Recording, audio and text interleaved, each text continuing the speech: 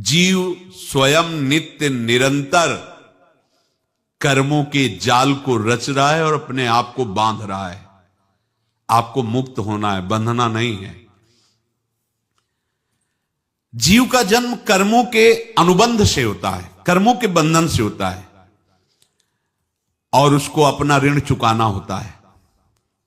कर्मानुबंध ये बहुत सूक्ष्म विषय है। जैसे आप जिस परिवार में जन्म लिए हैं तो उस परिवार के लोगों से आपका ऋण है, इसलिए उसी परिवार में आप आए हैं। और ऋणानुबंध उसको बिना चुकाए या बिना वसूल किए आप वहां से जाएंगे नहीं।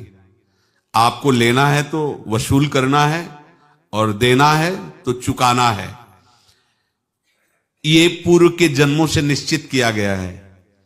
जैसे किसी के यहां पुत्र हुआ, जन्म से ही पैसा खर्चा शुरू हुआ, जो बड़ा हुआ तो उद्दंडता के द्वारा मार पूरे परिवार को क्लेश पर क्लेश देता चला जा रहा है।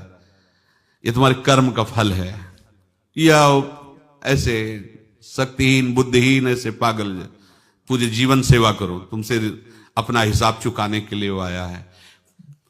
अब परिवार के जो सदस्य जुड़े आके, मतलब पत्नी आते ही पूरी हृदय में आनंद, परिवार में आनंद, और जीवन भर वो आनंद ही सुख देने के लिए उसका जन्म हुआ। वो अपना ऋणानुबंध मुक्त, और आते ही भयंकर क्लेश खड़ा कर दिया, बीच में दीवाल और झगड़ा वैसा, फिर अतरे दिन मारपीट शुरू, कलह अशांति, पूरा जीवन नरक हिसाब करने आए। यहां ऋण चुकाए बिना कोई जा नहीं सकता, ऋण चुकाना पड़ेगा। किसी का ऋण वसूल करना है तो किसी को ऋण चुकाना है, दोनों काम करने होते हैं।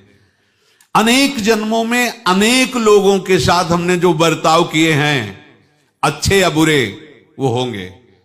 अब किसी आदमी को हम जानते नहीं, अचानक मिला, अचानक टक्कर लगा और मार पीट गाली गुप्ता सब कर दिया, चुपचाप सह लो। क्यों? ये आपका हिसाब है, पूर्व का हिसाब। हमारा उससे कोई द्वेष नहीं, कोई संकल्प नहीं। अचानक घटना घटी और हमसे द्वेष करने लगा, हमें पीटने लगा, हमें गालियां दे, ये हिसाब है, चुपचाप सह जाओ। अपने घर का भाई ही भारी दुश्मन बन गया और क्लेश दे, हिसाब है।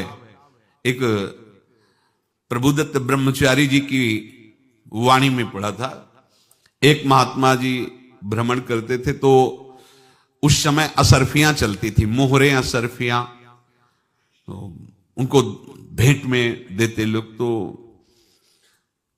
या तो ठाकुर सेवा में लगे तत्काल, या संत सेवा में तत्काल लगे, उसका संग्रह करके डोलना ये ठीक नहीं है। बैरागी के लिए सिद्धांत में ये ठीक नहीं।